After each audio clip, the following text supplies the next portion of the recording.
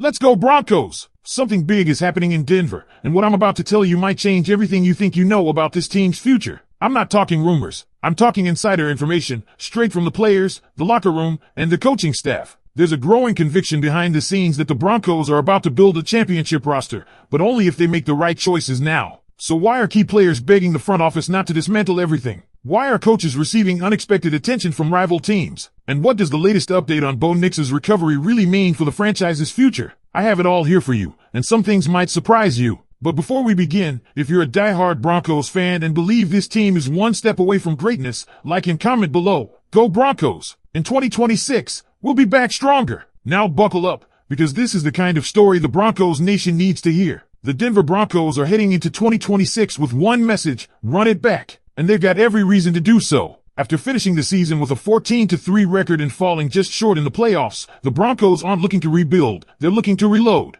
Bo Nix, Denver's quarterback of the future and now present, is at the center of this plan. He's coming off ankle surgery, but don't panic, there's no structural damage, no ligament concerns, and most importantly, no long-term risk. He's expected to be fully ready in time for off-season programs. The first month post-surgery is non-weight bearing, but after that, it's full steam ahead. Bo will be protected, eased into action by Payton, but he's not just coming back, he's coming back to lead. Let's not forget how Nix masked many of the Broncos' offensive issues this season. Watching him lead this team in just his second year was impressive, and while he's not yet a finished product, he already plays with the poise of a veteran. He overcame offensive line struggles and still elevated this team into a playoff-caliber contender. You want to talk about MVP potential? You're looking at it in Bo Nix. And let's be clear, there is no quarterback debate in Denver. None. This front office, this coaching staff, this locker room, everyone knows Bo is the guy. With the quarterback question finally answered after years of inconsistency, George Payton and Payton can finally focus on building around their star. Bo's rookie contract gives Denver a precious window,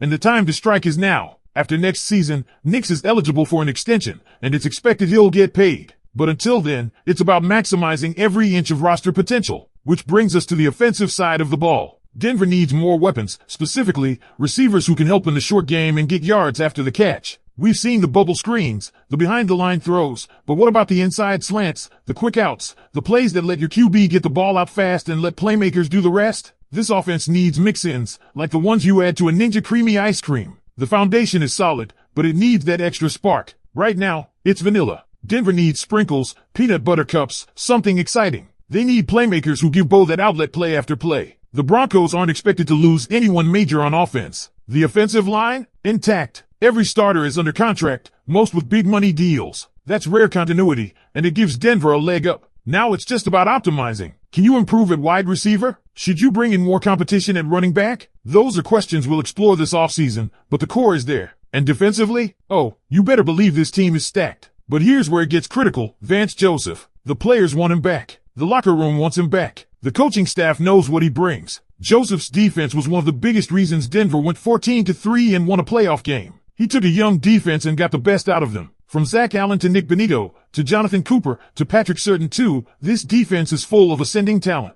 Vance Joseph isn't just a coordinator. He's a head coach of the defense. And in today's NFL, where your head coach, Payton, is also your offensive play caller, having a defensive coordinator who can lead independently is invaluable. That's why Denver needs to do the unthinkable, write him a blank check. Make him the highest paid coordinator in the league if that's what it takes. The players have said it directly: Vance, stay with us. Let's win the Super Bowl. And let's not ignore the reality. The jobs available on the market aren't exactly dream gigs. The only high-profile opening left was Buffalo, and as of now, only Davis Webb has interviewed there, not Joseph. Remember, the Cardinals didn't give him a real shot last time around. If I'm Joseph, I stay in Denver. I ride with the unit I built. I finish what I started. We're talking about a team that has a legitimate chance to reach the Super Bowl in 2026. And keeping this nucleus intact is the first step. That includes the coaching staff. And speaking of that coaching staff, what about Davis Webb? There's momentum building around giving him the keys to the offense as coordinator. That's a conversation we're going to get into next. But let me leave you with this. Then let's get to it. If the Denver Broncos are truly serious about maximizing their Super Bowl window and capitalizing on the momentum from a 14-win season, the next bold move might be to promote Davis Webb to offensive coordinator. And honestly, it might be the most underrated game changer of the entire offseason. Let's dig in. Davis Webb is not just some young name in the coaching carousel. He's a rising star. This guy hasn't even been a coordinator yet, and he's already receiving head coaching interview requests. The Las Vegas Raiders, division rival, tried to swoop in. And if the Raiders are seeing something in Davis Webb, you better believe the Broncos need to see it too. Bo Nix certainly does. Webb is his guy. Everyone in that quarterback room, Bo Nix, Jarrett Stidham, Sam Ehlinger, they all point to Webb as the engine behind their development. And that matters. Here's the thing. Sean Payton is a brilliant offensive mind. No question. But even the best need to adapt. And it's clear that some of Sean's decisions in 2025 showed signs of friction with the current NFL offensive environment. From mass personnel substitutions that led to delay of game penalties to telling tendencies that defenders keyed in on, there were moments when the offense felt stuck. Even Jarrett Stidham was seen motioning on the field for Sean to hurry the play calls. That's not just an occasional mistake, that's a systemic issue. And when your own starting quarterback is feeling the play clock pressure, it's time to rethink the process. If Bo Nix and his backup are both having to rush reads or snap counts because plays are getting in late, that's an issue in your infrastructure. And guess who's been the calming presence in that QB room?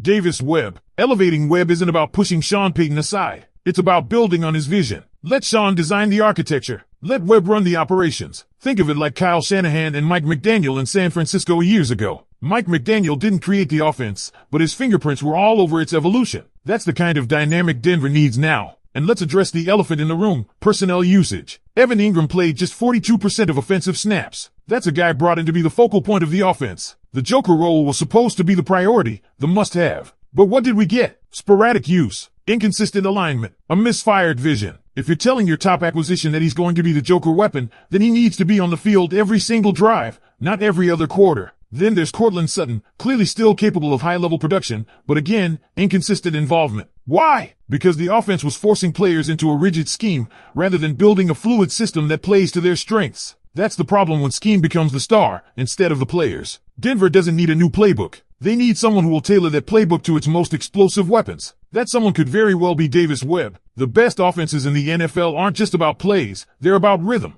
Denver hasn't had rhythm. Not consistently. The constant personnel shifts, especially at running back and tight end, break up flow. When defenders can diagnose your tendencies based on personnel packages before the snap, you're losing before the ball is even hiked. And Bo Nix? He's asking for tempo. You don't need insider sources for that. He's shown it with his body language, his on-field urgency, and even in interviews. He thrives when things are flowing fast. That's what Webb can bring. Webb's understanding of this offense is deep. He's not just reading the textbook, he's co-authoring it with the QBs every week. Giving him the range would give the Broncos exactly what they need: youth, energy, creativity, and continuity. Let's not forget where we came from. 3 years ago, Broncos fans were begging for 17 points a game. Now, we've seen flashes, like the 33-point explosion in the playoffs against the Bills. But they weren't consistent. They weren't sustainable. And when your offensive identity resets every week, that's a problem. Give Webb the steering wheel and see what happens when you let the car drive forward with purpose. If Sean Payton truly meant what he said about self-reflection and looking in the mirror this offseason, this is the mirror moment. The Broncos offense doesn't need another overhaul. It just needs a new driver.